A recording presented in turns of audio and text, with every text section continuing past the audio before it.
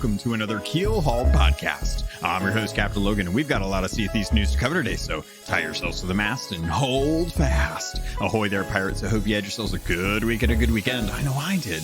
This week, we're going to be talking all about the patch notes for Sea of Thieves for 2.1.1. That includes the new event that's going on in Reapers versus the Worlds. We're going to be talking about some comics with Comixology and a new ship bundle and the Sea of Thieves ship logger app. All that more in this week's episode of Keelhauled Podcast. But before we get into any of this, we have to thank the patrons this episode. So shout out to Chateau Neuf, Cosmic Johnson, El Jefe Esteban, Lumpy, SRQ, Dub Dub Goose, Evil Morpheus, Regis Stella, Rust Belt Kid, TN Professor, Todd Meister, Big Bad Pad, Mina Ferry, CJ Superpack, Davram TV, Fergatron, Frank F. Peterson, Captain Chaos, Kazia the Rogue, Xbox Mike 29, Tech Deku, Windsor Chris, Bentley Beaver, and Zam Wow. Thank you all so much for all of your continued support. If you would like to join the Keelhauled Podcast Patreon, it's easy to do. Just head over to patreon.com/Keelhauled Podcast. Join up, join the Discord community server. We've got the server is free to join if you want, but there is a special channel for gold hoarders where you can talk to me directly and get some input or just have some conversations about anything that you guys want. We're going to be doing the Sea of Thieves watch along, I believe, on the 15th. I'm still debating on whether or not that's going to be open to the public or open to just the gold hoarders, as I want to make sure that they're getting some value, so that way they feel like they're getting, you know, something other than just the ad-free version and the call-outs in the channel in the actual Discord and show. So thank you all for your support. I appreciate it. It means the world, and it's actually helped me be able to get some new equipment. So if you don't know, the Patreons have helped support me enough to be able to get a new microphone, a really nice one. It's a Shure microphone, as well as a Go XLR mixer. I am now able to be able to separate audio a little bit better. I'm able to get some sounders in here and to be able to get some good gate and compression on my microphone without having to do so much work in post to actually make the podcast come out. So what you're hearing should be a much better raw audio that's coming through, as opposed to just constantly having to do all of these tweaks in Adobe Audition. So that's thanks to the patrons. They are helping directly support make this podcast better, and because of that, I want to make sure that they're getting their value out of that. So thank you all so much. Let's get into the episode. Up on today's docket, let's dive into the show notes not the show notes. I have the show notes. We're talking about the release notes for patch 2.1.1 for Sea of Thieves. This is kicking off the second portion of the Reapers versus the World event. The Reapers have shifted their focus away from the gold hoarders, and the Order of Souls have issued a rallying cry. For the next fortnight, sails as an emissary on behalf of the Order of Souls and tackle event-specific goals to earn Season 2 renown along with a range of rewards. This is something that I am currently doing as we speak. I am actually recording live on Twitch, and I'm sailing in a circle with a Order of Souls voyage down so that I can get some mileages racked up while I'm recording. So having fun with that, but it's nice that we're getting a new event. The Gold Hoarder was really fun. I got that all taken care of, except for one of the actual forts opening. I still need to do that, but I still have a lot of time to work on it. And as we dive into the actual event this week, the Order of Souls is going to be very similar to how you're actually working on the gold hoarder merchant. So I'm getting into the actual event right now.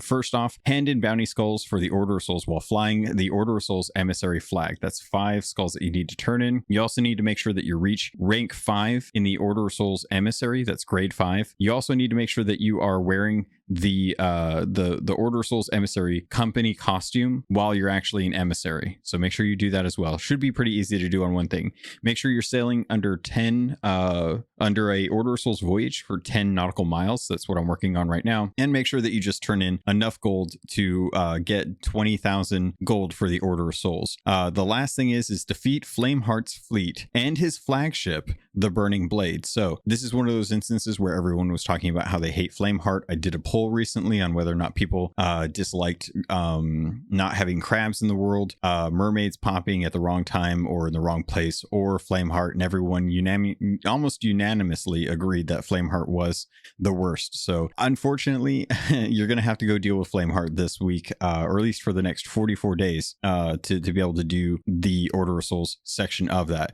We're still waiting on the the Flags of Finance, which is the Merchant Alliance event. That's something that won't kick off until May 20th. And also, just as a reminder, if you want to get these special rewards as the emissary for Reapers, you need to make sure that you turn in at least 10 flags to be able to get either the Gold Hoarder hat, the Order of Souls hat, or the Merchant Alliance hat, depending on how many flags get turned in, based on which flag emissaries are turned in the most for this event. So we'll find out.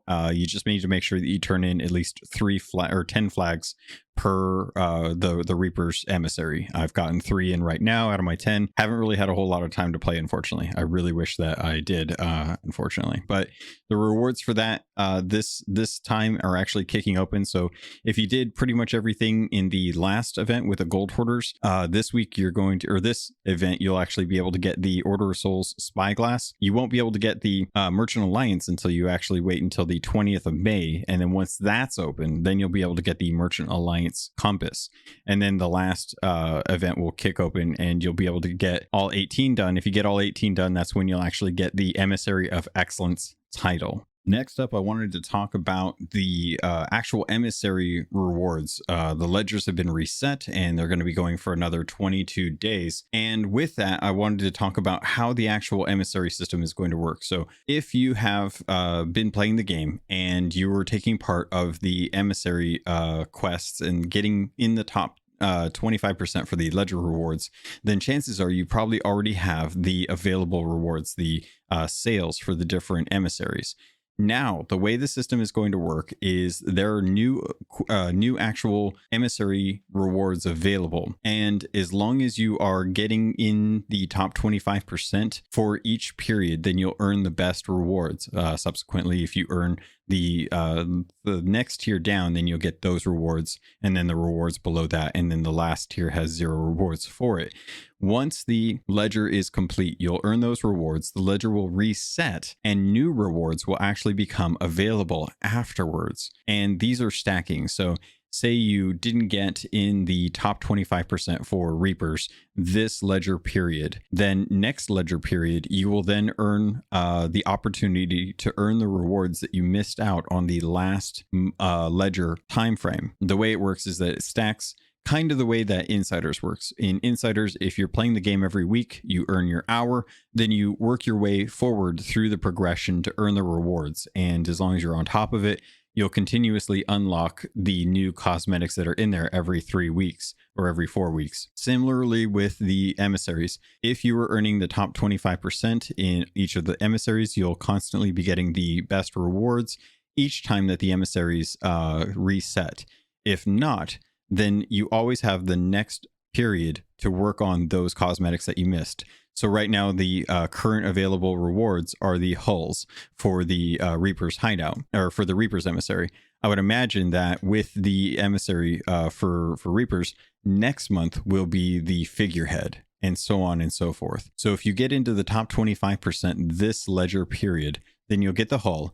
Next reward will open up and you'll have the next ledger period to be able to earn those rewards, and it'll just continue on from there. This is a much better system than if you missed out on a reward, then you totally missed out on being able to get those rewards, period.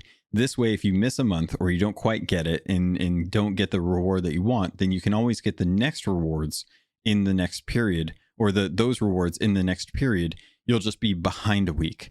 The one thing that I think has hurt the most in Insiders is that there's no catch-up mechanic for the way that system works that we're going to be doing in this system. So if I wanted to, say, play Insiders for 3 hours one week and catch up that way, then I wouldn't be able to do so. I would actually have to just wait for the next weekly reset before I could earn that hour and get into the next reward. So hopefully that'll be changed. Hopefully they'll have a catch-up mechanic. It used to be that way. It used to be that if you played for more than an hour in the week for Insiders, you would just start rolling into the next reward tier. And honestly, in my mind, there should just be a cap so that if you continuously play in the game and you are earning those rewards, then you should be able to catch up to where other people are with those cosmetics. It's not necessarily how long you've been committed to doing it each week, but how much time you actually spend in insiders to earn those rewards. With the ledger emissary system, it's a little bit tougher because each ledger time frame operates roughly around a month-long period. Right now, as of recording, there's 22 days left in the actual ledger period. So hopefully you're taking a look at what ledgers you're working on, where you're at with each, and trying to get into the best tier for each of them. That way you can earn the rewards for those and not be a ledger period behind. Next up on today's docket, let's dive into the Pirate Emporium, because as expected, they changed up some of the stuff that's in the actual Pirate Emporium. The nice thing is that we did get a little bit of information about the Pirate Emporium, which is going to be a spring sale. Now, this is something that's going to be starting on May 27th. I don't know why May 27th and not now, but we did find out that they are going to be offering a bunch of discounts for popular items from the back catalog, and to make sure that you drop by to check and see what's going on.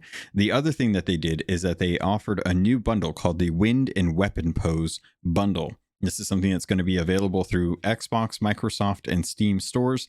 The bundle is going to contain the collector's Shining Pegasus figurehead, the Valiant Weapon Pose emote, along with 1,000 ancient coins and 25,000 gold for use in the outposts. You're going to be able to pick these up. These are right now, at least in the United States, they are $16.99 or $15.29 if you have Game Pass Ultimate. This is something that I typically pick up, but this is one that's kind of odd to me because this is, I think, the first time that I've seen them add a figurehead for the bundle. Typically, the bundles are going to be costumes, pets, emotes, things like that. I think this is the first time we've actually seen something that's part of a ship cosmetic, something that I haven't really expected. But this cosmetic set is something that is available in the game right now as well, too. So if you head over to the Pirate Emporium, then you'll be able to see that there is actually a Shining Pegasus collection. This is actually very interesting, just the way that they're actually setting it up. I think it's really beautiful. It's a lot of clouds, a lot of gold wings. And of course, the figurehead is Pegasus. And it's also got the Pegasus on the actual sails too, especially if you get the collector's edition. It's really beautiful, kind of white, blue, and gold motif. It's not as nice, I think, personally, as the Dark Warsmith cosmetic set. I didn't really feel the need to pick this up, though it is interesting that we are getting a Pegasus cosmetic set in the game before we get a Zeus cosmetic set in the game, because the Zeus cosmetics are something that have been in the game, or at least designed for the game. We've seen the artwork in the art book, and for whatever reason, Rare has still refused to put the Zeus figurehead and sails into the game. I don't know if they're building out the additional assets as far as like the cannons, capstan and wheel, and flag, as well as the whatever weird sparking cannon flare they'll make for it that I refuse to buy and put on my ship. But needless to say, this is a welcome change to the Dark Warsmith set. I think a lot of people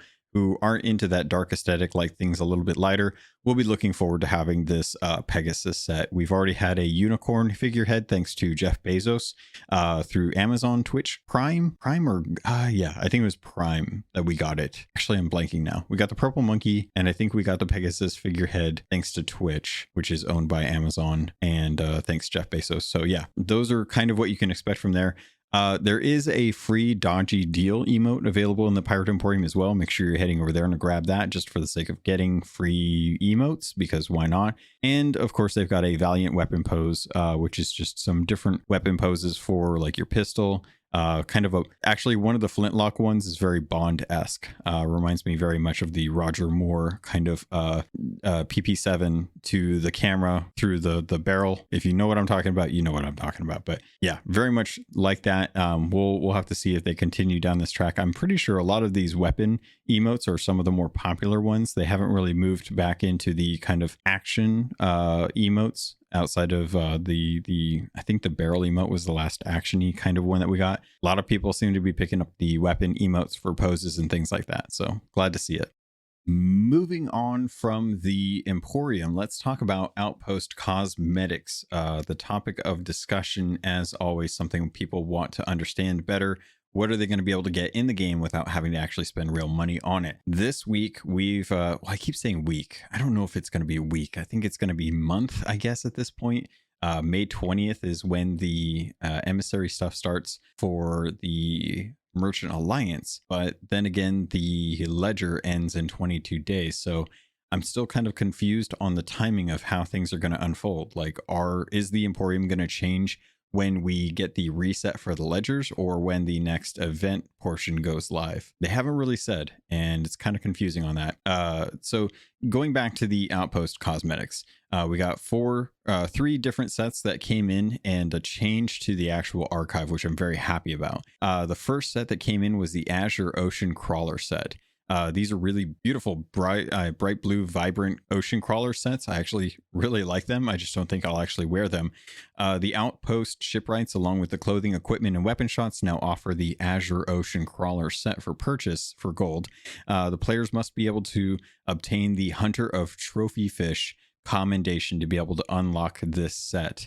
Kind of a new way to add emphasis to the commendations. Again, something I know we've talked about with Caleb, and in the past, it makes sense that if you're going to be able to earn these, you should be able to earn them through commendations. I just hope that they have a easy way to tell why or where that commendation is if you go to look for the cosmetics in the shop and can't understand why they're locked behind a commendation.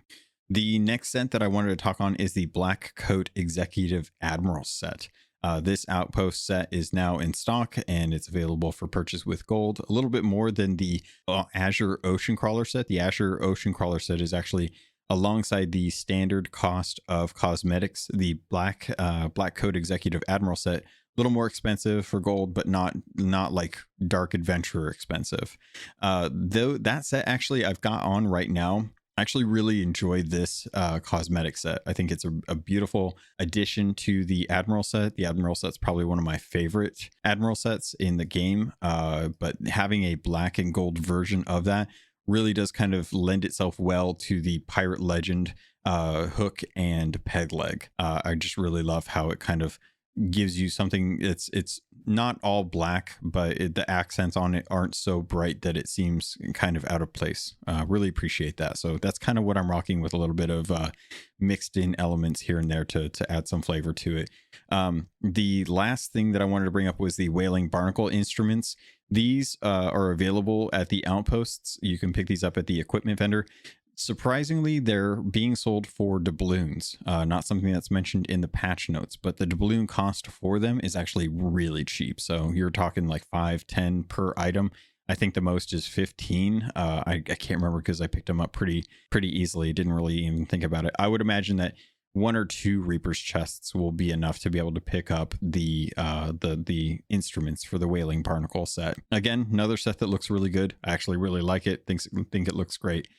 The one thing that I wanted to touch on that is interesting about the Outpost Cosmetics actually refers to the Black Market Archive. If you've been listening to the show for a while, then you already know how I feel about the Black Market Archive.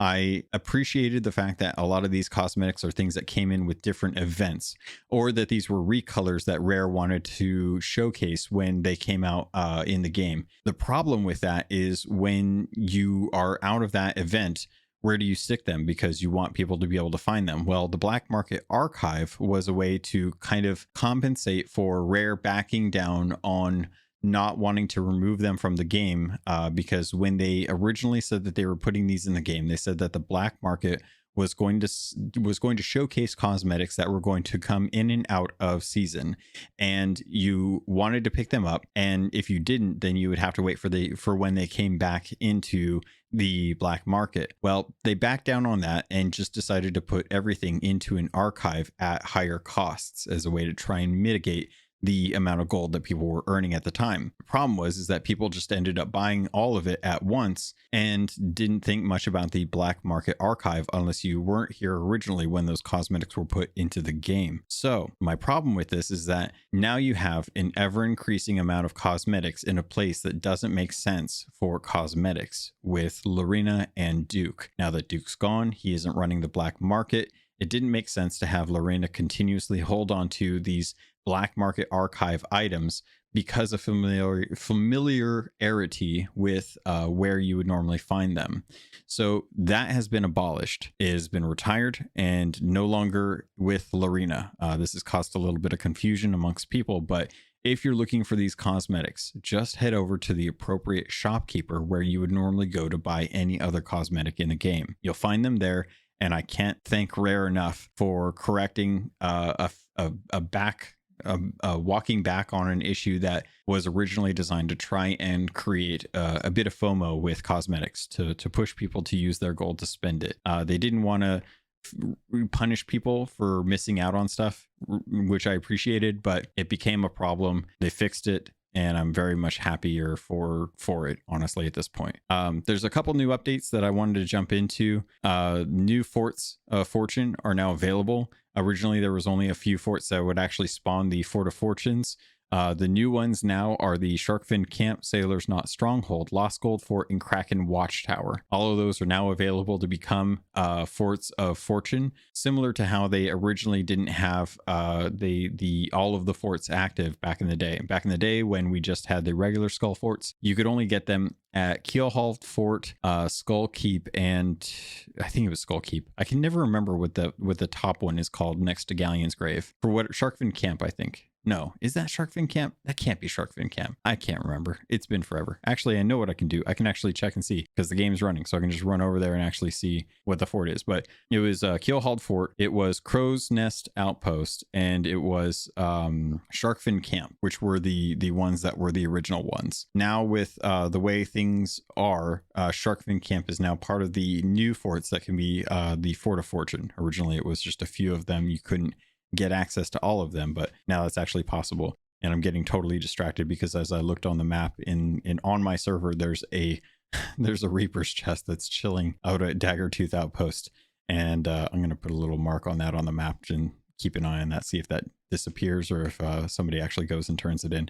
I'm in the middle of the bottom of the fort, just racking up or in the bottom of the map, just racking up miles as I sail in a circle, because I figure if I'm going to be live, if I'm going to be recording the podcast and talking to you at the same time, why not take advantage of it, throw up Sea of Thieves, put down a voyage and start earning some miles for the sake of it, because I didn't get a chance to sail that much this weekend. More's the pity. Next up in the patch notes, let's talk about emissary trade route balancing. If you listened to last week's episode with Caleb and I, we were talking about the value of commodity crates and whether or not it was worth doing them, if it was worth actually playing around with the different routes or just going in a giant circle. The community crates have actually changed this week, so there's new trade routes available. I was just joking with someone on Twitter that the new trade route is just a giant circle.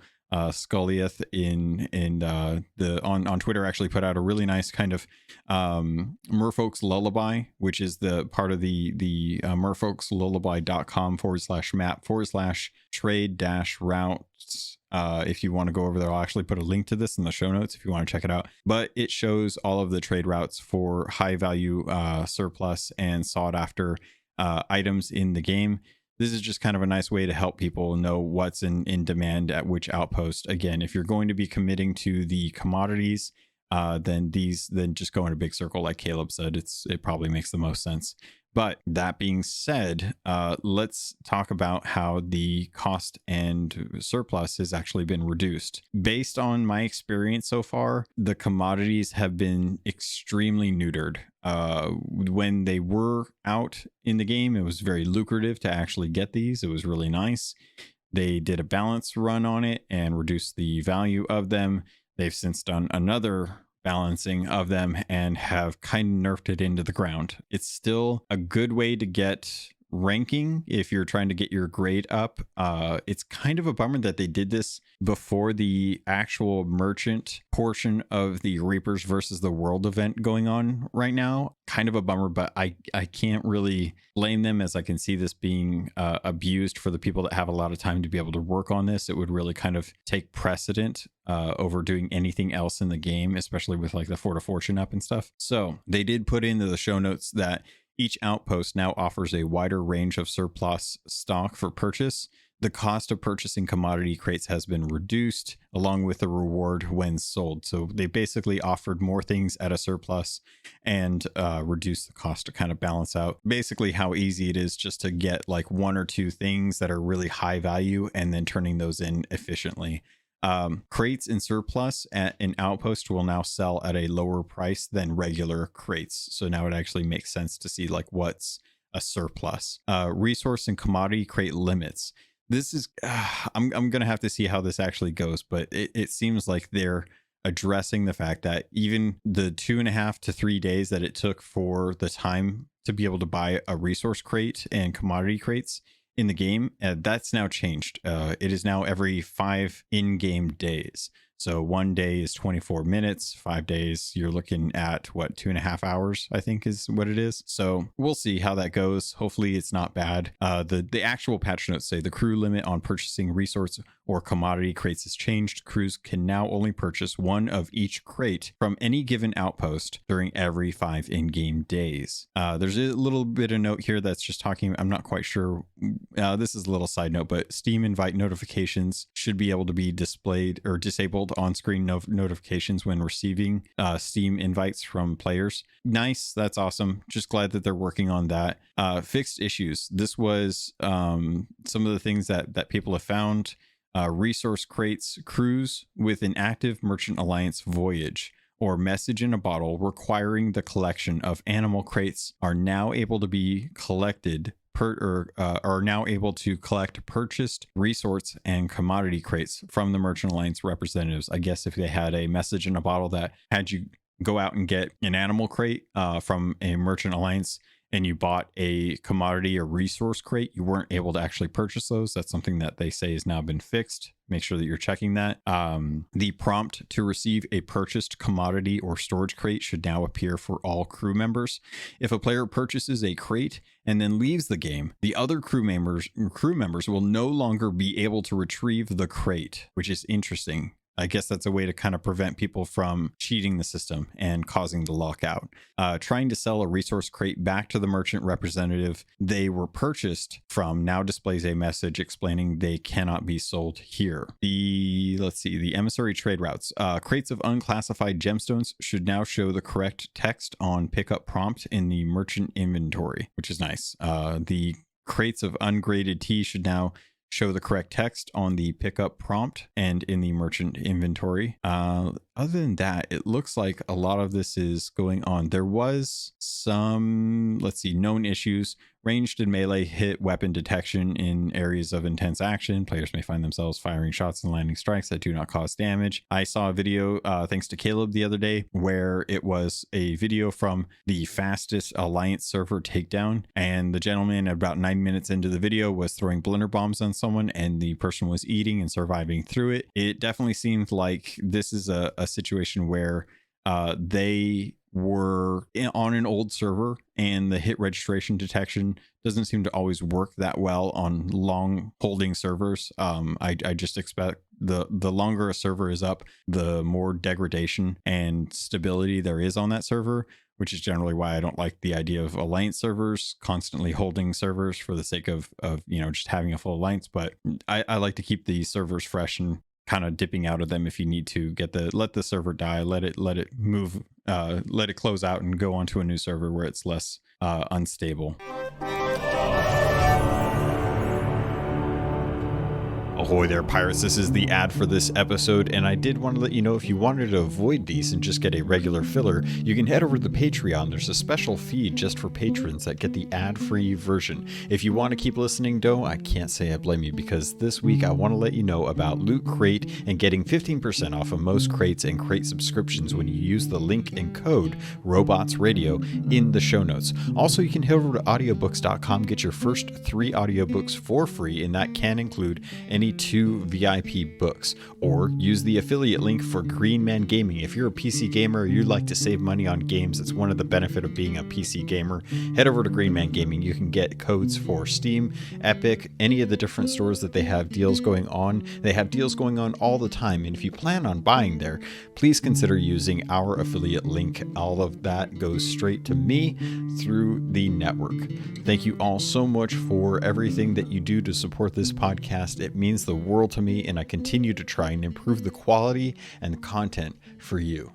With that, pirates, let's get back to the show.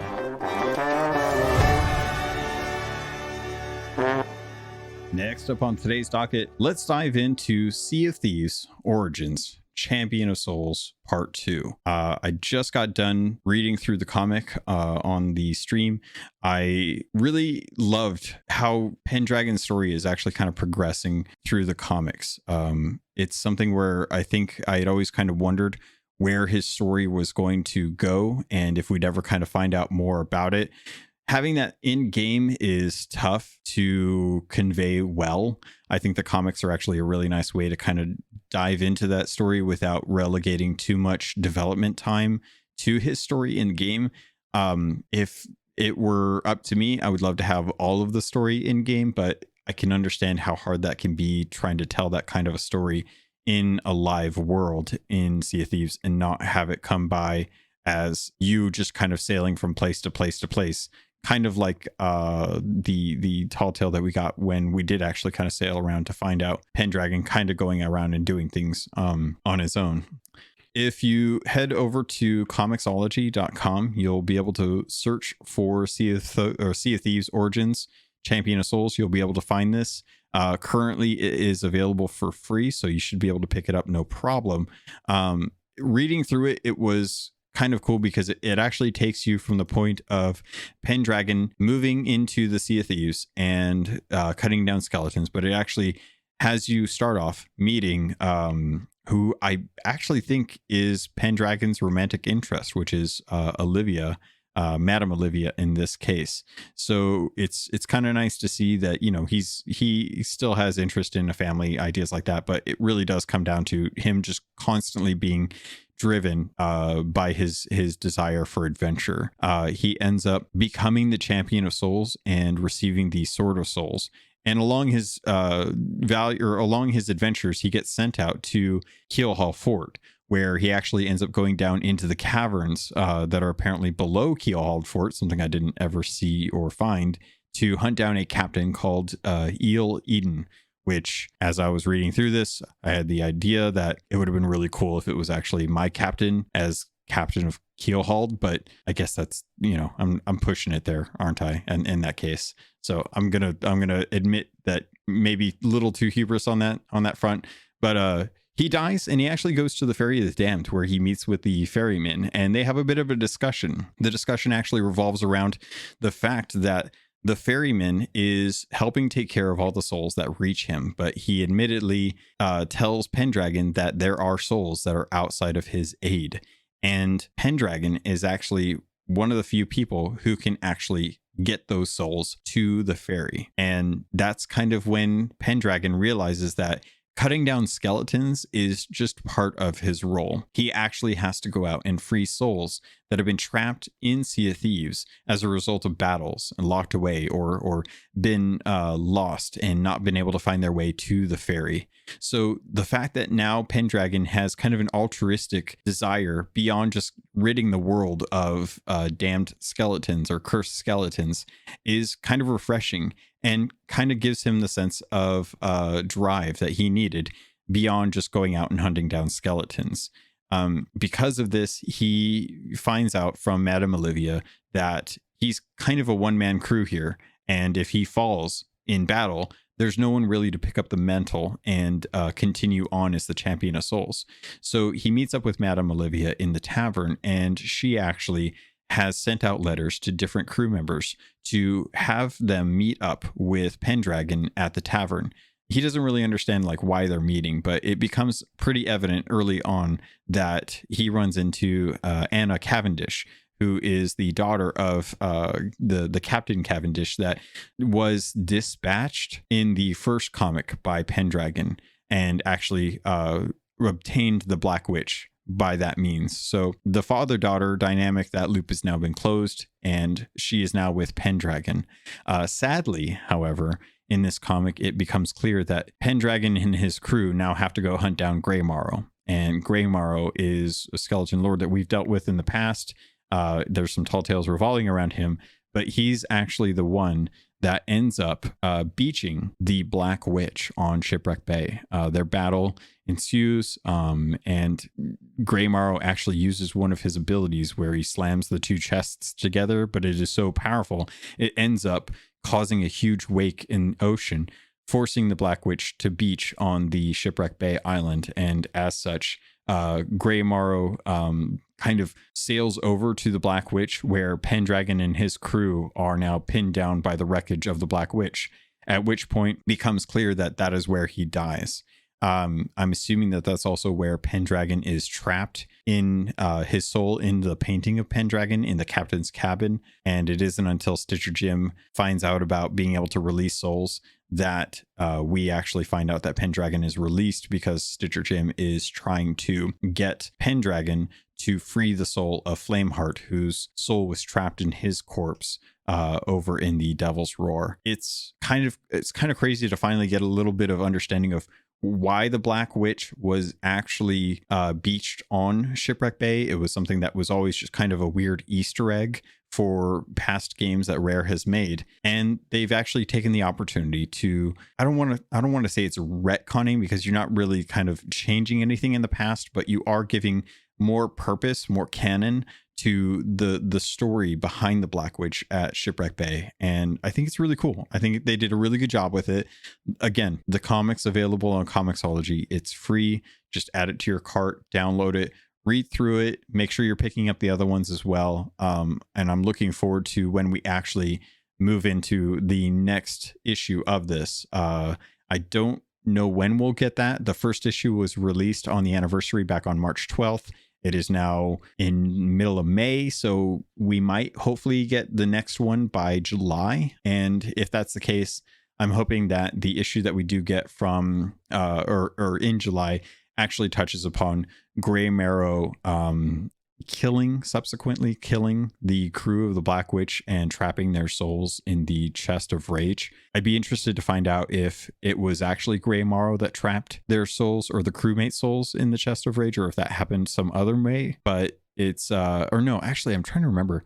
I think Stitcher Jim was actually the one that killed them. So maybe it was just Pendragon that was killed and put in the painting, and the other crew members went off. I'm gonna have to do a little research. Hopefully I'll remember next episode to dive into that. Next up on today's docket, let's get into the Sea of Thieves ShipLog, or SoTShipLog.com. This comes to us courtesy of Chenzo from the Discord server.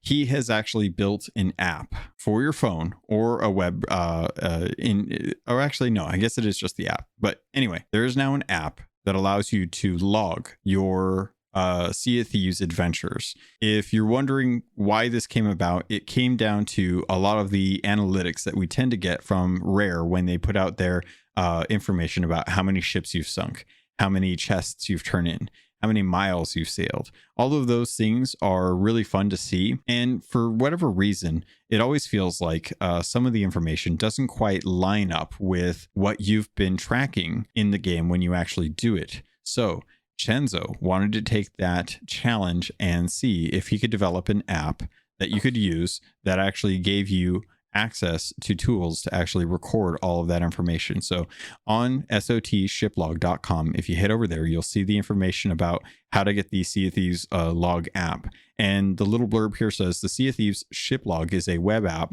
that you can use on your phone or in your browser to manually track the number of ships you've sunk, or record when you've defeated a Kraken or Megalodon. Mark the times you've completed a skeleton fleet or a Fort of the Damned, all with a simple click of a button. The last 15 events that were logged on the website actually are kind of funny, because it's the crew of the Dirty Badger completed a Fort of Fortune on May 9th, 2021 at 12:40 p.m. The crew of the Dirty Badger sank a galleon. The crew of a Dirty Badger sank a galleon. And then there's like earlier on yesterday, the crew of the Black Rose sank a brig. The crew of the Black Rose sank a brig. The crew of the Black Rose completed I'll have to message him about this. The Flameheart fleet defeated a megalodon, completed a skeleton stronghold, and then sank another brig. So you can actually add a Discord bot if you want to actually have the bot record it in your Discord. Say if you want to have a set channel to actually record all this information. But this is kind of a nice way to manually like check off the things that you do each voyage. So if you don't really trust that the analytics that Rare is giving you, because you're sailing with different crews or sailing on different actual services that aren't collecting that analytics data properly, then this is kind of a fun way to take it in your own hands and use this website to actually access the tools that you would want to be able to log this stuff down. So thanks to Chenzo for sharing it on the Discord server, and I wanted to make sure I gave it some time in the podcast, because he did spend a lot of time. He did a lot of testing with the Keelhauled community members, and I really appreciate that they were working on that. As such, they're also doing Sherpa in the community Discord for Keelhauled as well too. So if you're looking for a crew to learn the ropes with or sail around with, use the Find a Sherpa tool in the channel for the Keelhauled Discord community member. To be able to actually go in there, say that you want to sign up for a time to be able to sail with a Sherpa. They'll get you onto a ship and help you with any questions that you might have about the game, train you up, give you any kind of heads up that you might be looking for that isn't present in the game currently. Next up on today's docket, let's talk about another podcast, the SoT Podcast, or more importantly, the hashtag SoT Podcast. We have been waiting for the next episode of SoT Podcast, or Sea of Thieves Podcast, the official Sea of Thieves Podcast, episode 2, for a while now. The first one came out, oh gosh, when was that? That was back on April 14th that we got the last one. And now we're getting closer to May 14th, where it looks like they might be coming every 4 weeks, hopefully, if that's the case. But X-Ray Lex on Twitter messaged out and said, I could be wrong, but aren't we due another Sea of Thieves podcast any day now? And Sea of Thieves actually responded. They say, we're confident saying that we're now closer to the release of episode 2 than episode 1, even if we don't have an exact date to share. I really don't know why they're waiting so long on this. Obviously, with my podcast, I try to get it out on a weekly rotation so that you guys have news going in. And I can't imagine that they would want to spend more than an hour or an hour and a half diving into all of the feedback that has been given by SoT Podcast. The last one being just earlier today from, let's see, what is this? Cratex. Why haven't we gotten any PvP changes for over a year now? PvP is a huge part of the game, yet it seems like you don't care about it at all. The PvE content you push is okay, but we need something for PvP too. We've been using the same mechanics for so long. And while I can understand where they're coming from, a lot of the mechanics that we have for PvP were actually introduced in PvE content and were just kind of added to it. So I think that's a situation where the PvP just comes as a result of PvE content. We haven't had major Sea of Thieves content beyond the Fort of Fortune. So I'm not sure. Maybe you could expand upon what type of PvP mechanics you're asking for, so that we have an idea, like looking at it, what kind of, I mean, you're bored with PvP, but what do you want to actually make PvP more fun? We already have things like mega kegs, blunder bombs, fire bombs, things like that. You know, Hatchet comes to mind, but I don't know about the balancing on that. I'm just kind of curious, like, where would you go from there? If I actually go back and look at some of the past SoT podcast hashtags, and bear in mind, if you're listening to this, I am using the hashtag SoT Podcast. If they're not going to be able to capture all of it, I want to try and actually dig into some of these as well too. So there's been very little use of this, and I think a lot of that is just due to the nature of them only releasing the one episode now. If they can get into a quicker cadence, I think a lot more people are going to be jumping on this. But just looking at some of these, let's see, SoT Podcast are the forums, the only place the team look for reports of bugs and suggestions for new content / ease of use changes, etc. Are other online channels monitored too?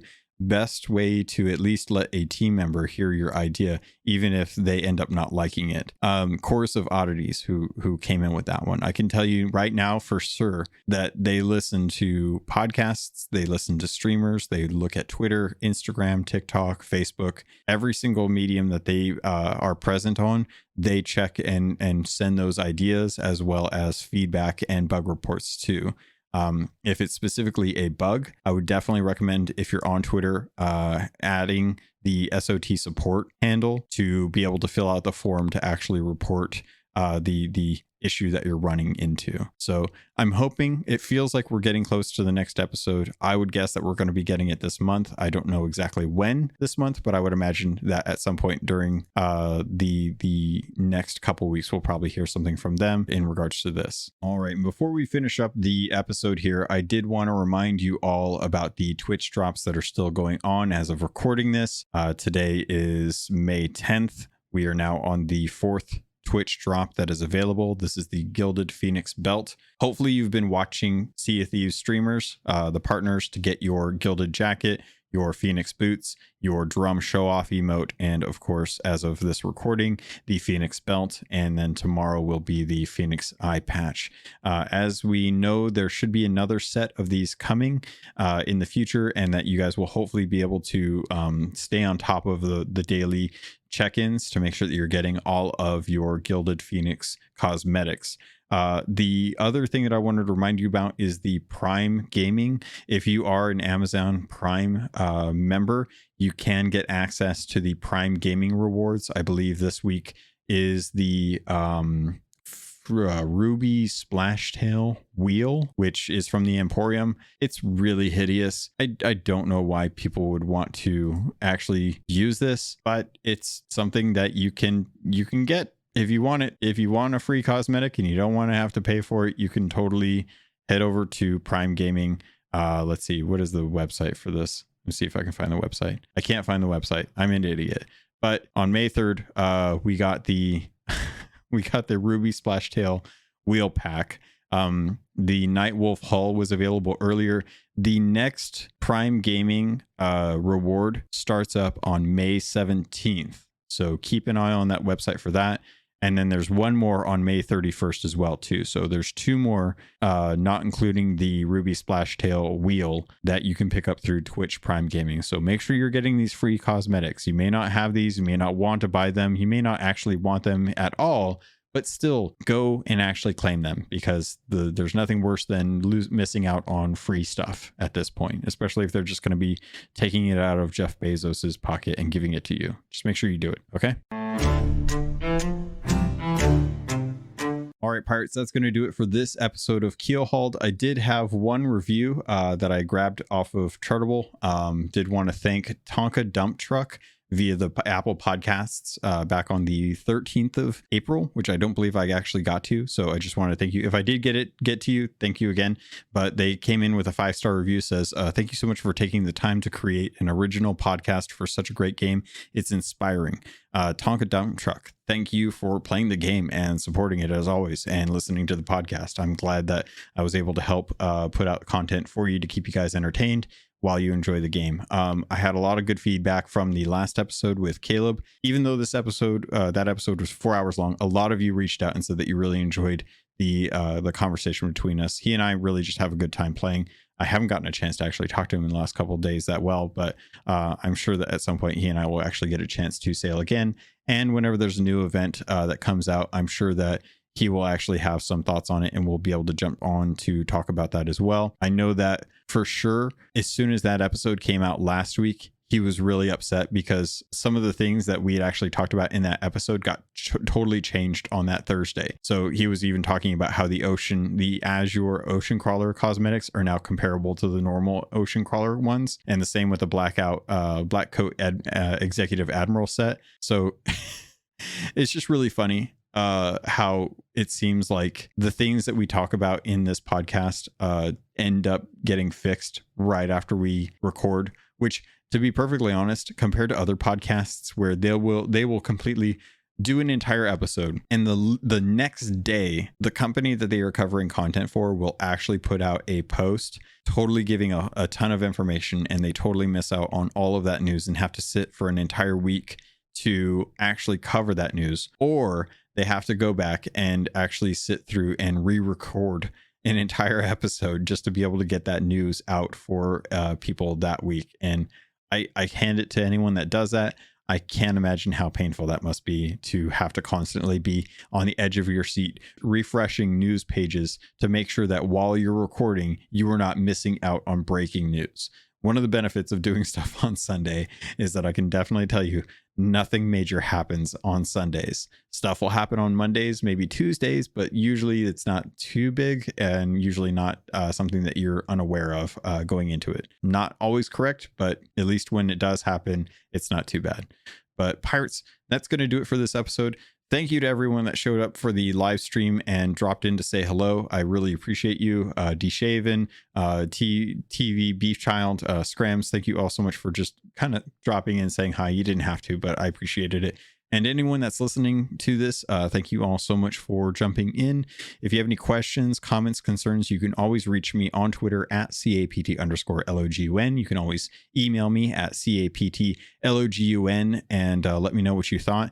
Actually, now that I'm thinking about it, I'm pretty sure that I got a email in from someone who's actually over in Taiwan. And they sent me, let me see if I can pull it up real quick. Yep. They sent me an email. This came in from Captain Genlit from Taipei, Taiwan. It says, "Hi, Captain Logan.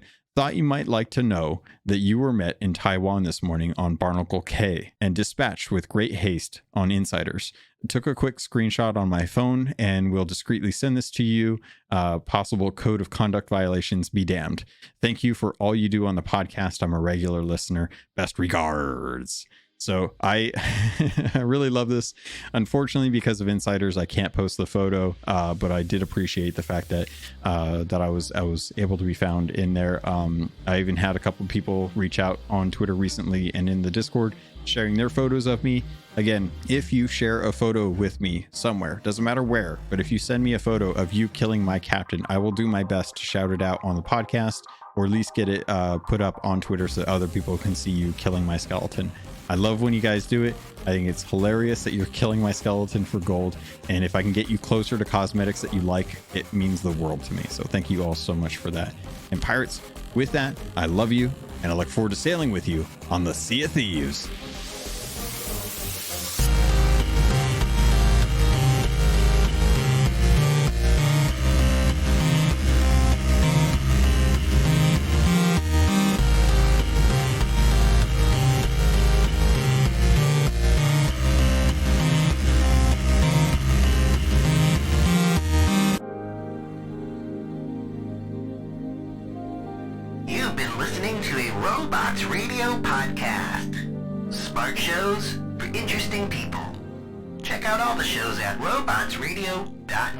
Are you interested in keeping up with all the latest gaming news, but you're just too busy?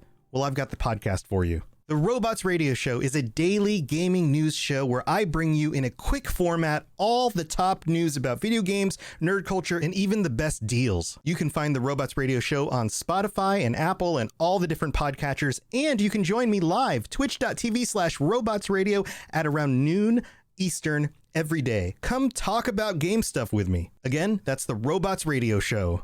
Available everywhere. Looking for a Fallout audio drama? It's True Vault Escapades! That's right, follow the death-defying adventures of Detective Walter Camry and his Vault Girl Bunny as they solve the Wasteland's biggest mysteries. From the dramatic Texas prologue to the high-stakes world of New Vegas, Walter and Bunny risk it all to crack everything from murders, slaver syndicates, and corruption at the highest level in post-nuclear America. True Vault Escapades. It's a Fallout show with a detective twist. Look for True Vault Escapades wherever you get your podcasts.